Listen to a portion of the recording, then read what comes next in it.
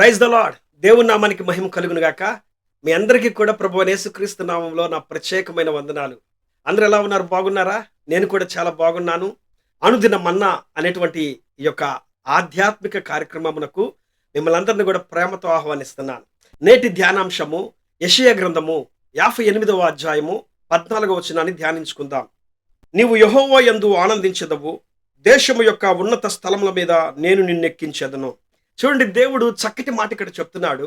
నేను నిన్ను దేశము యొక్క ఉన్నత స్థలములలో ఎక్కిస్తాను అని చెప్పే మాటను మనం చదువుతున్నాం. మనం ఆరాధించుచున్న దేవుడు ఎవరంటే ఉన్నత స్థలముల మీద మనల్ని ఎక్కించేటువంటి దేవుడు. ప్రియులారా, ఈ రోజున మీరు గనక గమనించినట్లయితే మంచి మంచి పోస్టుల్లో ఉన్నవారు, గవర్నమెంట్ ఆఫీసుల్లో పనిచేస్తున్నటువంటి దేవుని బిడ్డలు, మరి పెద్ద పెద్ద కేటగిరీల్లో ఉన్నటువంటి వారిని మీరు చూడండి. ఎంతో మంది సాక్ష్యాలు మీరు వింటున్నారు. ఫారిన్ కంట్రీస్లో సెటిల్ అయిపోయినటువంటి వారిని మీరు చూస్తున్నారు. మాది చాలా పల్లెటూరు నుంచి వచ్చామండి, మేము చాలా దీనస్థితిలో నుండి వచ్చామండి, మాది చాలా కుటుంబ పరిస్థితి ఆ రోజుల్లో బాగాలేని స్థితి అండి, కానీ ఈ రోజున దేవుడు మాకు ఈ స్థితిని ఇచ్చాడని వారు చెప్తుంటే, ఎంతగా వారు దేవుణ్ణి చెప్తూ స్తుతిస్తూ కొనియాడుతుంటే ఆ సాక్ష్యాలు వింటున్నప్పుడు మరి ఎంతగా ఆశ్చర్యం కలుగుతుందో మనకి కదండి. అది దేవుని యొక్క వాగ్దానం. ప్రియులారా, ఆయన చెప్పినట్టుగా మనం నడవగలిగితే ఆయన మనల్ని దేశము యొక్క ఉన్నత స్థలములలో మనల్ని ఎక్కించేవాడు, మనల్ని నడిపించేటువంటి వాడు. ప్రియులారా, ఉన్నత స్థలములలో నిలబెట్టేవాడు, మనం ఆరాధించుచున్న దేవుడు. అయితే దేవుడు నిన్ను, నీ కుటుంబాన్ని, నీ బిడ్డలను ఉన్నత స్థలములలో నిలబెట్టాలంటే చేయాల్సిన మొట్టమొదటి పని ఏంటో తెలుసా? దేవుని యొక్క మాట వినాలి. దేవుని యొక్క మాట వింటున్నామా? ఈ రోజున ఎవరు కూడా దేవుని యొక్క మాట వింటలేదండి. మీరు గనక మొదటి సమూయేలు గ్రంథం 15వ అధ్యాయం 22వ వచనం గనక చూసినట్లయితే, సమూయేలు ప్రవక్త సౌలు దగ్గరకు వచ్చి గద్దిస్తున్నాడు. సౌలు, నువ్వు దేవుని యొక్క మాటను మీరావని చెప్పనని. దేవుడు గాడిదలు మేపుకునే వాడిని, గాడిదలు కాసుకుంటూ అడవిలో తిరుగుతూ ఉన్నటువంటి మనిషిని ఆయన్ను దేవుడు ఆశీర్వదించి మహారాజుగా చేసి ఉన్నత స్థలములలో దేవుడు కూర్చోబెడితే, దేవుని యొక్క మాట వినకుండా దేవుని యొక్క ఆజ్ఞను మీరి నడిచినట్లుగా అక్కడ మనం చూస్తున్నామండి. దేవుడు అమాలేకులకు చేయవలసినటువంటి పనిని చేయకుండా దేవుడు చెప్పినటువంటి మాటను మీరి అక్కడ ఉన్నటువంటి సంపదను చూసి ఆశపడి ఆ సంపదను తీసుకుని వచ్చి రాజును విడిచిపెట్టి దేవుని యొక్క ఆజ్ఞను పూర్తిగా మీరాడు సౌలు. దాని ఫలితంగా ప్రవక్తను పంపించి దేవుడు గద్దిస్తున్నాడు. నిన్ను నేను ఉన్నత స్థలములలో కూర్చోబెడితే ఈ రోజున ఆ స్థలంలో నువ్వు ఉండవలసిన మనిషివి, కృతజ్ఞత కలిగి జీవించవలసిన మనిషివి. ఆ మాటను మీరావు, నా మాట ప్రకారంగా నడుచుకోవటం లేదు, అందుకే నువ్వు రాజుగా ఉండటానికి అర్హుడువు కాదని చెప్పి సౌలును దేవుడు క్రిందకు త్రోసివేశాడు. ప్రియులారా, అక్కడ అంటాడు 15వ అధ్యాయం 22వ వచనంలో, మొదటి సమూయేలు గ్రంథంలో, బలులు అర్పించట కంటే ఆయన మాట వినుట శ్రేష్టము, పొట్టేళ్ల క్రొవ్వు నర్పించట కంటే ఆయన ఆజ్ఞలను అనుసరించటము మేలు అని చెప్పనని ప్రవక్త అక్కడ చెప్తున్నాడండి. దేవుని యొక్క మాట వింటూ శ్రేష్టమైతే ఆ మాట వినలేని పరిస్థితిలో ఉన్నాడు కాబట్టే ఉన్నత స్థలములలో కూర్చున్నటువంటి మనిషి క్రింద పడిపోయిన స్థితిని మనం చూస్తున్నాం. ప్రియులారా, ఈ రోజున ఆయన మనకు వాగ్దానం చేస్తున్నాడు. నా మాట వింటే, నేను చెప్పినట్టుగా నువ్వు గనుక నడిస్తే, నేను నిన్ను దేశం యొక్క ఉన్నత స్థలముల మీద నిలబెడతాను అని చెప్పనంటున్నాడు. సమూయేలు తల్లి చక్కటి మాట చెప్తుంది. మొదటి సమూయేలు గ్రంథం 2వ అధ్యాయంలో మీరు చూసినట్లయితే, సమూయేలు పుట్టినప్పుడు హన్న ఆ బిడ్డను దేవాలయానికి తీసుకుని వచ్చి చెప్తున్నటువంటి మాట ఏంటో తెలుసా? ఆయన దీనులను, దరిద్రులను పెంట కుప్పల మీద నుండి పైకి లేవనెత్తేవాడు, అధికారుల ప్రక్కన, ప్రధానుల ప్రక్కన నిలబెట్టువాడు ఆయన, కూర్చుంటబెట్టువాడు ఆయన అని చెప్పారనే చక్కటి పాట ఆ తల్లి మాట్లాడుతూ పాడుతూ ఉంది. ప్రియులారా, షిలోహు దేవాలయంలో. కాబట్టి మన దేవుడు ఎవరంటే దీనులను, దరిద్రులను పైకి లేవనెత్తేవాడు, అధికారులతో కూర్చోబెట్టేవాడండి. ఆయన మాట విన్న ప్రతి ఒక్క బిడ్డను కూడా ఉన్నత స్థలాలలో కూర్చోబెట్టేవాడండి, ఉన్నత స్థితిగతులను కలుగు చేసేవాడండి, ఉన్నతమైనటువంటి మార్గాల్లోనే నడిపించుకుంటూ తీసుకొని వెళ్ళేవాడు. ప్రియులారా, అందుకే బైబిల్ గ్రంథంలో మీరు చూసినట్లయితే యోసేపు మనకు కనబడుతున్నాడు. తల్లిదండ్రులకు దూరం అయిపోయాడు, ఏమంటే గుంటలో వేయబడ్డాడు. అలాగే అక్కడి నుంచి ఇస్మాయిలుకి అమ్మబడ్డాడు. ఆ తర్వాత పోతిఫర్ ఇంట్లో పనివాడిగా చేరబడ్డాడు.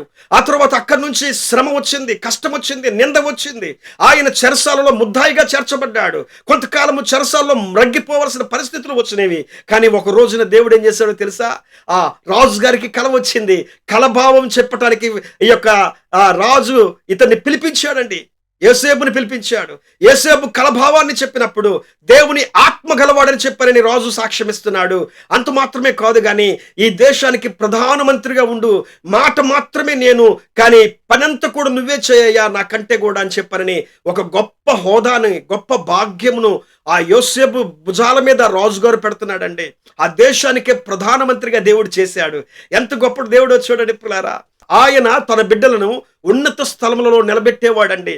దేవుని మాట ప్రకారంగా నడుస్తుంటే ఆయన ఆటోమేటిక్గా నీ జీవితాన్ని ఉన్నత స్థలములలోకి బాట వేసుకుంటూ తీసుకుని వెళ్తాడండి. ఉన్నత స్థలాలలో నిన్ను నిలబెట్టేవాడు మనం ఆరాధించే దేవుడు. ఎస్తేరు, మొర్దెకైని మీరు చూసినట్లయితే షుషాను కోటలో అషూరు రాజు దగ్గర చూడండి, బానిసలుగా ఉన్న మనుషులు, బానిస బ్రతుకును బ్రతుకుతున్నటువంటి వారు, దేవుడు ఒకే రోజున చంపబడవలసినటువంటి మనిషి మొర్దెకై. అలాంటి పరిస్థితుల్లో ఎస్తేరు వెళ్ళి రాజుతో మాట్లాడింది. తన ప్రజలకు ప్రార్థన చేయమన్నది, ఉపవాసం ఉండమంది. తాను వెళ్ళి రాజుతో మాట్లాడుతుంటే దేవుడు రాజు యొక్క మనసును మార్చేసేసాడు. దేవుడు రాజు యొక్క మాటలను మార్చివేశాడు, చట్టాన్ని మార్చివేశాడు. అలాగే ఆ వస్తికి బదులుగా ఎస్తేరును మహారాణిగా దేవుడు చేశాడు. ఏమంటే బానిసగా వచ్చిన మనిషిని దేవుడు మహారాణిగా చేశాడు. అలాగే తన పినతండ్రిని దేవుడు ఏం చేశాడంటే ప్రధానిగా చేశాడు దేశానికి. మొర్దెకైని ప్రధానిగా దేవుడు చేశాడు. కాబట్టి పిల్లరా, ఆయన తన బిడ్డలను చేయి విడిచిపెట్టేవాడు కాదండి. వారు ఎక్కడ ఉన్నా కానీ, ఏ స్థలంలో ఉన్నా కానీ, ఎంత దూర ప్రాంతాల్లో పనులు చేస్తున్నా, చదువుకుంటున్నా కానీ దేవుడు తన బిడ్డలకు అధికారంతోనే ఉంచుతాడండి. గొప్ప గొప్ప స్థితిగతుల్లోనే ఉంచుతాడండి. 113వ కీర్తన 7-8 వచనాలు మీరు చూస్తే అధికారులతోనూ ప్రధానులతోనూ ఆయన తన ప్రజలను మంటి నుండి లేవనెత్తి కూర్చుండి పెట్టివాడని చెప్పినటువంటి మాటను మాట్లాడతాడు కీర్తనకారుడు. దేవుడు మనల్ని మట్టిలో నుండి మాణిక్యాలుగా బయటికి తీసుకొచ్చేవాడండి. ఆయన మాట వింటున్నాం, మనము ఆయన మాట ప్రకారంగా నడుస్తున్నాం. కాబట్టి తన మాట వినేటువంటి వారిని ఆయన ప్రధానులుగా చేసేవాడు, అధికారులుగా చేసేవాడు, గొప్పవారి ప్రక్కన కూర్చోబెట్టేవాడండి.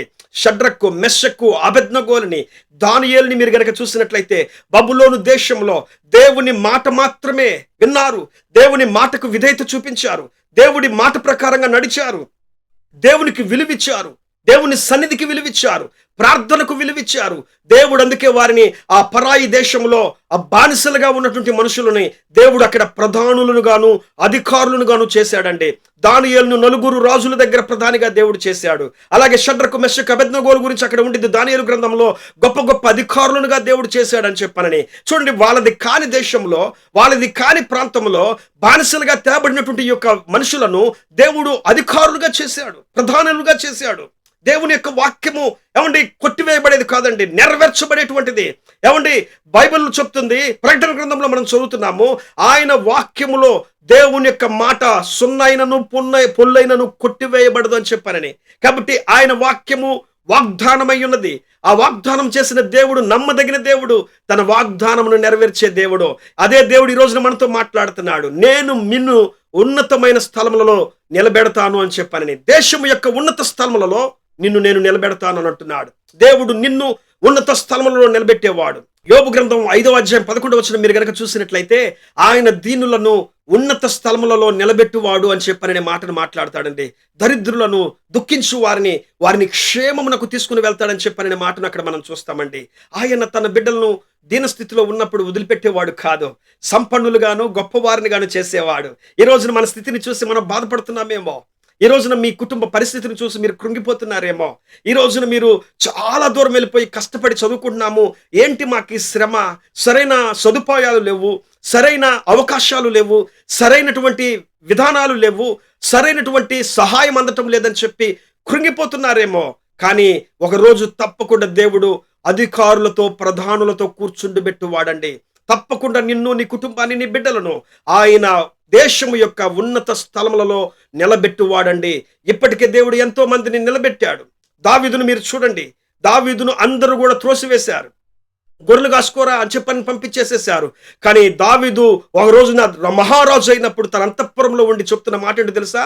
దేవా, ఇంతగా నీవు నన్ను హెచ్చించడానికి నా కుటుంబం ఏ పాటిదయ్యా, నా జీవితం ఏ పాటిదయ్యా, నేను ఇశ్రాయేల్లో ఏ పాటి వాడను ప్రభువా అని చెప్పని దేవునికి కృతజ్ఞతాస్తుతులు తెలియజేస్తున్నాడు. అయ్యా, గొర్రెలు కాసుకునే వాడినయ్యా, పనికిరాని వాడిని ప్రభువా, అన్నలందరూ కూడా త్రోసివేశారయ్యా, కానీ నీవు నన్ను ఇంతగా హెచ్చించావు, నేను ఏ పాటి వాడను తండ్రి అని చెప్పని దేవునికి కృతజ్ఞతాస్తుతులు చెల్లిస్తున్నాడు. నా కుటుంబం ఏ పాటిది, నా జీవితం ఏ పాటిదని చెప్పని దేవుణ్ణి ఆరాధిస్తున్నాడు పిల్లారా. ఈ రోజున దేవుడు నిన్ను కూడా ఉన్నత స్థలంలో నిలబెట్టేవాడు. నీ నమ్మకత్వాన్ని బట్టి దేవుని యొక్క మాట కనుక నువ్వు వింటే సౌలును త్రోసివేశాడేమో, కానీ దేవుడు దావీదుతో చెప్తున్నాడు, నేను సౌలును త్రోసివేసినట్లుగా సౌలుకు చూపించిన కృపను నీకు నేను చూపిస్తానంటున్నాడు. అలాగే నీ కుమారుడికి కూడా చూపిస్తానని చెప్పి నేను దావీదుకు వాగ్దానం చేస్తున్నాడు. అలాగే అలాంటి శాశ్వత కృపను నీకు, నీ కుటుంబానికి, నీ బిడ్డలకు దేవుడు చూపించేవాడండి. ఆయన నిన్ను, నీ బిడ్డలను దేశము యొక్క ఉన్నత స్థలముల మీద నిలబెట్టునుగాక. దేవుడు తప్పకుండా నీ జీవితాన్ని ఉన్నత స్థలంలోనే నిలబెట్టువాడు.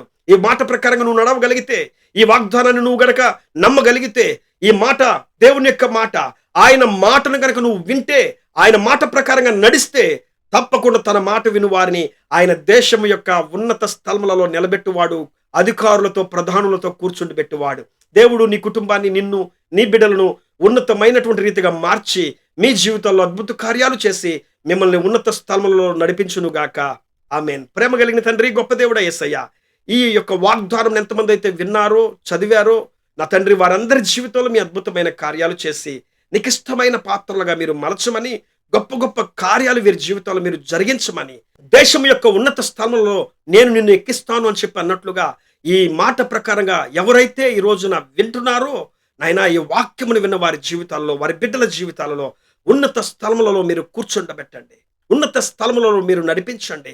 అధికారులతో, ప్రధానులతో కూర్చుండే గొప్ప భాగ్యమును, గొప్ప స్థితిగతులను నిన్ను నమ్ముకుని నీ బిడ్డలకు మీరు దయచేయమని, మహిమ, ఘనత, ప్రభావాలు మీకే ఆరోపిస్తూ యేసు నామములో నా తండ్రి, నీ మాట వింటున్నటువంటి ప్రతి ఒక్కరి జీవితాల్లో ఈ వాగ్దానాన్ని మీరు నెరవేర్చమని యేసు నామములో ప్రార్థించి పెడుకుంటున్నాం పరమ తండ్రి. ఆమేన్. ఆమేన్. ఈ వాక్యం మీకు ఆశీర్వాదకరంగా ఉంటే, దీవెనకరంగా ఉంటే, ఈ వాక్యాన్ని మీరు, ఈ ఛానల్ని మీరు సబ్స్క్రైబ్ చేయండి. అట్లాగే ఈ వాక్యాన్ని మీరు ఇతరులకు షేర్ చేయండి. దానివల్ల కొంతమంది క్రొత్త వారు, తెలియని వారు దేవుని వాక్యమును వింటారు, తన యొక్క వాక్యము చేత తృప్తి పొందపరచబడతారు. అందరికి వందనాలు. మరలా రేపు కలుద్దాం. దేవుడు మిమ్మల్ని, మీ కుటుంబాన్ని దీవించి ఆశీర్వదించును గాక. Praise the lord.